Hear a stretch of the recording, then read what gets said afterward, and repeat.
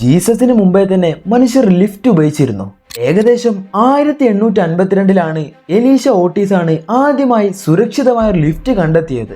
ഇത് എത്രത്തോളം സുരക്ഷിതമാണെന്ന് അറിയില്ല. നിങ്ങൾ കയറുന്ന ലിഫ്റ്റ് പെട്ടെന്ന് അങ്ങ് തകർന്നു വീഴുന്നതായി ഒന്ന് സങ്കല്പിച്ചു നോക്കുക. ആ സമയത്ത് നിങ്ങൾ എന്ത് ചെയ്യും?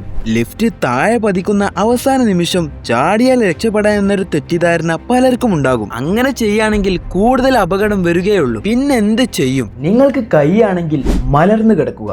കൈകൾ കൊണ്ട് തലയും പ്രൊട്ടക്ട് ചെയ്യുക. നിൽക്കുന്നതിനേക്കാൾ ബെറ്റർ ഇതാണ്. ഇതുവഴി വീഴ്ചയിലുണ്ടാകുന്ന ആഘാതം ബോഡിയിലൂടെ സ്പ്രെഡ് ആയി പോകുന്നതാണ്. എന്നാൽ ഇന്ന് ഉപയോഗിക്കുന്ന മോഡേൺ ലിഫ്റ്റുകളിൽ ഒരുപാട് സുരക്ഷാ സംവിധാനങ്ങൾ ഉണ്ട്. അതിൽ ഘടിപ്പിച്ചിട്ടുള്ള സ്റ്റീൽ കേബിളുകൾ ഓരോന്നിനും 3 ഒട്ടകത്തെ വരെ താങ്ങാനുള്ള ശേഷിയുണ്ട്. ഒരുപക്ഷെ ഇതങ്ങ് പൊട്ടി വീണാൽ പോലും ലിഫ്റ്റിനെ പിടിച്ചു നിർത്താൻ ഓട്ടോമാറ്റിക് സേഫ്റ്റി ബ്രേക്കുകളും തകരാറുകൾ നേരത്തെ തന്നെ കണ്ടുപിടിക്കാൻ സെൻസറുകളുമുണ്ട്. ഇതുകൊണ്ടൊക്കെ തന്നെ ഈ കാലങ്ങളിലുള്ള ലിഫ്റ്റുകൾ പൊട്ടി വീഴാൻ ചാൻസ് കുറവാണ്.